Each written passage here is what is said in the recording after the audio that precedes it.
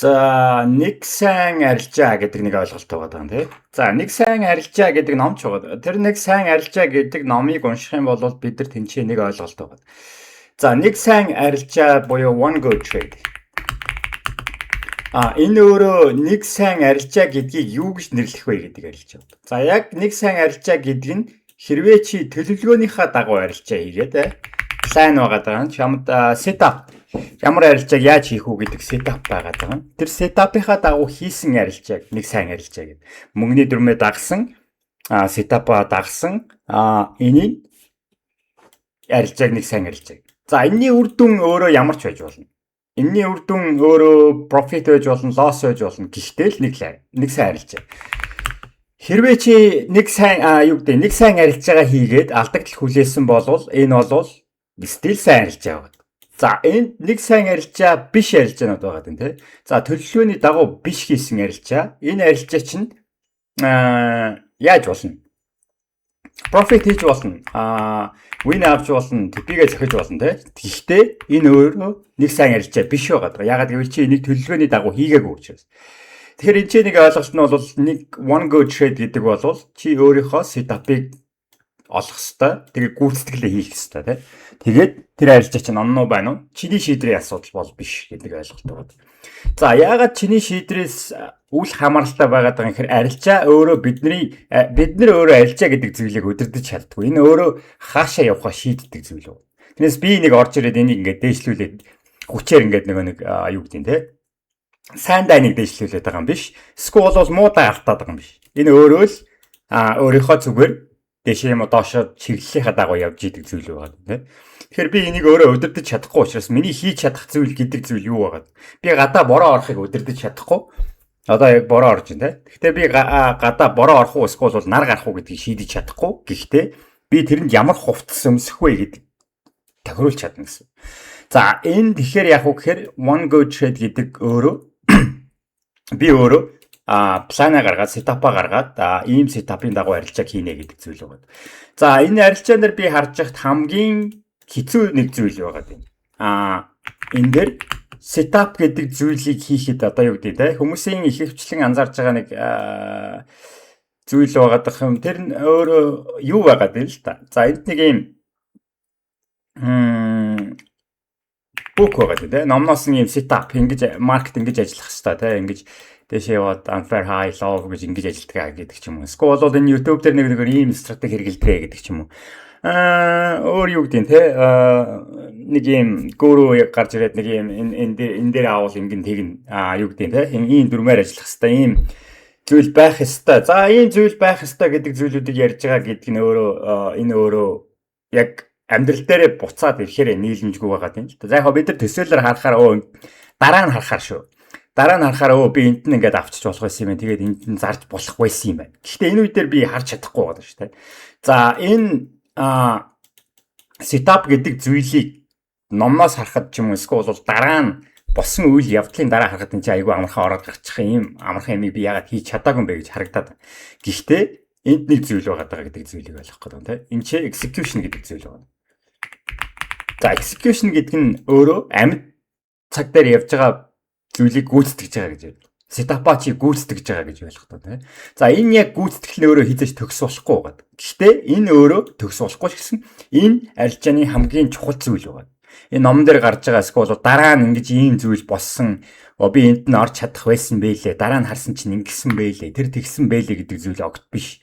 Яг одоо цаг дээр чи энэ зүйлийг хийж чадсан юм уу? Setup-а хийж чадсан юм уу, чадаагүй юм гэдэг. Хийж чадсан байгаад энэ дээр алдагдал хүлээж болно.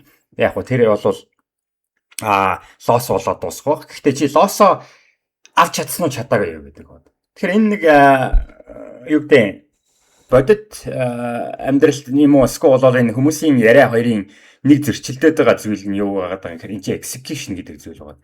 За яг гоо би нэг юу гэдэг хүмүүсийн яриа гэдэг зүйлийг бараг сонсох шаардлага байхгүй байгаа юм тий.